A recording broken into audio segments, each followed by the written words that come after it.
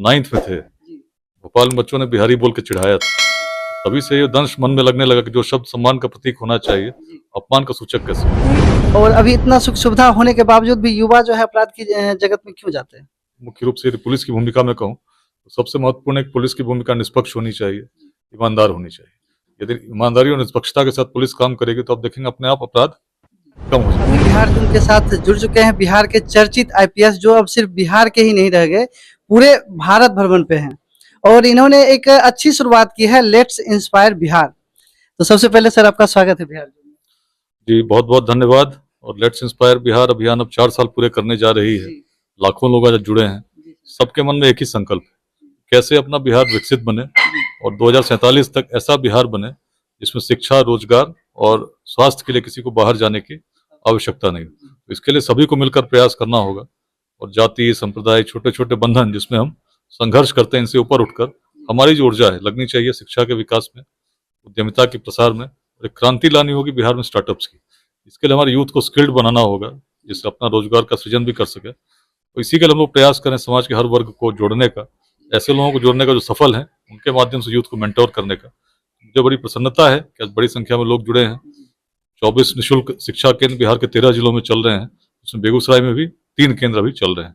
दृष्टि यही है कि बिहार के हर पंचायत में लोग इस प्रकार के छोटे छोटे प्रयास करेंगे तो जिस बिहार का जो गौरव अतीत में रहा है, जिसने कभी अखंड भारत के साम्राज्य को स्थापित किया, विश्वविद्यालयों का निर्माण तब किया जब ऑक्सफोर्ड और कैम्ब्रिज की कल्पना भी नहीं हुई थी, विश्व को शून्य दिया, वैशाली का प्रथम गणराज्य दिया, तो उसमें और नया हम कैसे कुछ कर सकें, कैसे भारतवर्ष को पुनः उसी प्रकार का बौद्धिक नेतृत्व दे सकें, इसके लिए अपने युवाओं को हम कैसे तैयार कर सकें। प्रयास गतिमान है, 4 वर्ष हुए हैं, लक्ष्य 2047 तक विकसित बिहार है, लेकिन उसके आगे भी बिहार कैसे विश्व गुरु बनाने में भारत को अपनी भूमिका निभा सके, इसके लिए हम लोग सभी को मिलकर प्रयास करना होगा। सर जैसे एक सवाल सबके मन में रहता है कि आपने तो बेगूसराय का नाम बहुत ऊंचा किया, क्योंकि रामधारी सिंह दिनकर जी थे, उनके नाम से बेगूसराय जाना जाता था और आपके नाम से अब जाना जा रहा है, तो ये अपने आप में बेगूसराय के लिए गौरवान्वित पल है और हम लोगों के लिए है। तो सबके मन में बस एक सवाल ये रहता है कि आप चर्चित आईपीएस है, वरिष्ठ आईपीएस भी हैं, आपको सब कुछ जो है अच्छा अच्छा मिल भी गया, तो फिर ये लेट्स इंस्पायर बिहार जैसे युवाओं को प्रेरित करना, तो आप अभी भी पद पे हैं तो यहाँ से भी कर सकते थे, तो इस संस्था को बनाने का क्या? देखिए बाल्यकाल में ही ये भाव मन में जागृत हुआ था। 9th में थे, भोपाल में बच्चों ने बिहारी बोल के चिढ़ाया था। तभी से ये दंश मन में लगने लगा कि जो शब्द सम्मान का प्रतीक होना चाहिए, अपमान का सूचक कैसे हो गया। तभी से मन में भाव जगा क्यों ना अपने जीवन काल में कुछ ऐसा करें जिससे बिहारी शब्द पुनः सम्मान का सूचक बने। यात्रा तब से चलती रही है, अनेक अनुभव हुए। आईआईटी के पेपर मैंने 97 में दिए थे, लीक हुए, लीक का केंद्र बिहार था। आईआईटी में कानपुर में जब पढ़ता था, सब बच्चे घर जाया करते थे, मुझे उस समय घर जाना इसलिए कभी कभी मना कर दिया जाता था कि लगन का समय चल रहा है, पकड़ के शादी होती।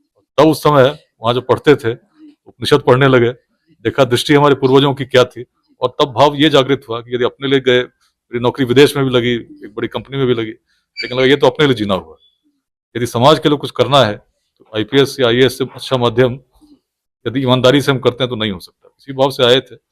केवल जब भाव इतना बड़ा है तो सेवा के दायित्वों को निभाते हुए जो समय अपने लिए मिलता है उसमें शुरू से करता रहा हूँ। युवाओं से बात करना, विद्यालय महाविद्यालय जाना, इसको एक संगठित रूप में कैसे, ताकि उसका योगदान बड़ा हो सके, ये भाव मेरे मन में वर्ष 2021 के 12 जनवरी को स्वामी विवेकानंद जयंती के अवसर पर मन में आया। उसी को मैंने फिर 22 मार्च 2021 को सभी से अपील किया कि ऐसे सभी बिहार के लोग जो बिहार को कुछ देना चाहते हैं, एक मंच पर आइए।